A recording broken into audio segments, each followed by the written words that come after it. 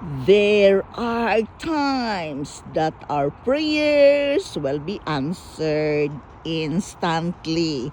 This is just a share, a reminder to each and every one of us that in this life journey, as we go along with our life day to day, we are praying and asking what we need in our daily lives.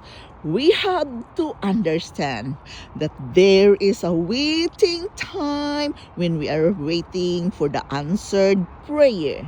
But there are times our prayers will be answered instantly when it is time for you to receive it. I mean, when the divine perfect timing comes, your prayer will be answered instantly.